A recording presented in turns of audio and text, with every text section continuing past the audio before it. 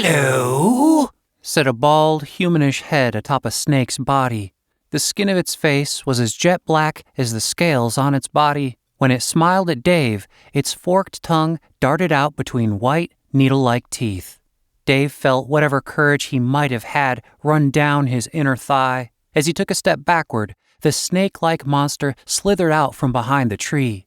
Its chest was broad where human pectoral muscles would be, but it had no arms. In their place was a great flattened hood like a cobra's. "Sammy!" hissed a female serpentine voice.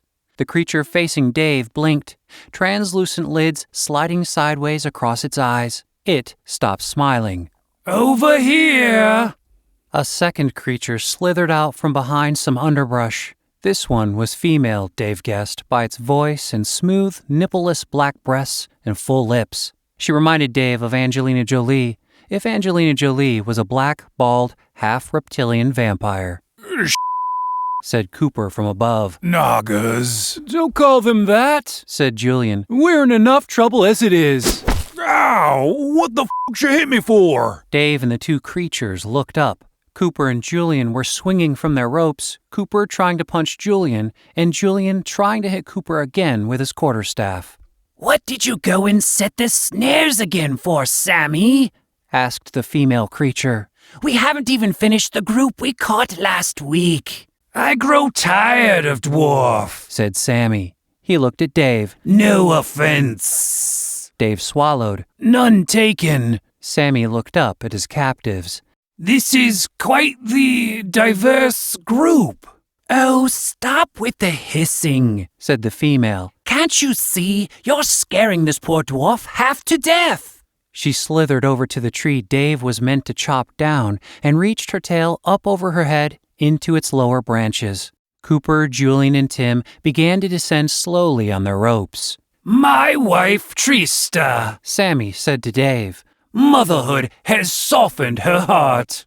"Congratulations," said Dave. "Dude," said Cooper, as he, Julian, and Tim were being lowered to the ground. "you're not getting this. It's not their word. They're actually called Nagas. They're based on ancient Hindu mythology or some Trista looked curiously at Julian, but addressed Cooper. "What does your elf friend have against Nagas?" "I've got nothing against your kind," said Julian. Touching ground, he loosened his ropes and stepped out of it.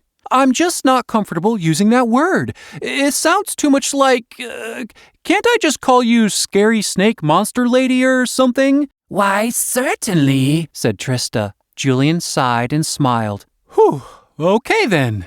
"If you want those to be the last words you ever say..."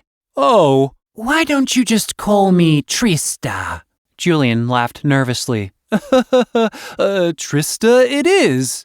"And this is my mate, Sammy." Sammy grinned at Julian. "You may call me Scary Snake Monster if you want." Trista brushed aside some strategically placed greenery with her tail to reveal a small cave entrance. "Come inside and see the Noglets." Julian frowned. "You really call them that?" If Trista heard him, she ignored him. She slithered toward her cave. "Dude," Tim whispered to Julian, "if you're going to turn off your diplomacy skill, maybe you should just shut the f*** up." Dave caught Tim scanning the scene for an escape route and Cooper sizing up Sammy. Sammy's grin grew wider, as if he knew exactly what the both of them were thinking and was hoping one of them would try something. Dave tried hard to remember everything he knew about Nagas from playing Caverns and Creatures at home. They didn't use them that often in the game, though, because their characters seldom survived to a high enough level to face one. Come to think of it, that was probably all of the information he needed. "Let's go, Coop," said Dave. Cooper broke his gaze from Sammy. "Huh?" "Let's go see the Noglets." He spoke with innuendo heavy in his tone. "Yeah, all right." Tim nodded and reluctantly followed. "I'd offer you something to eat," said Trista when they approached the entrance to the cave. "But I'm afraid all we have is dwarf." Sounds of gnawing and sucking echoed out from the darkness behind her. "Is it cooked?" asked Tim. Dave glared at him. "Tim!" "I'm f***ing starving," said Tim. And it's only technically cannibalism for you. Are you too good for my mate's hospitality? Sammy asked Dave. Dave knew his tone well. He was a bully, just looking for an excuse. The only hope any of them had was Julian's diplomacy skill, and he was off to a piss-poor start with that.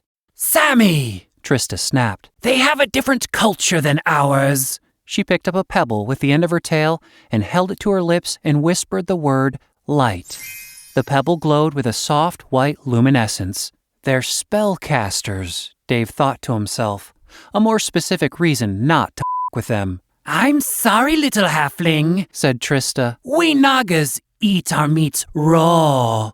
She laid the pebble on the ground and slithered to the left, revealing 6 tiny Nagas, each about 1.5 feet long, gnawing and tearing the flesh off a short, thick leg.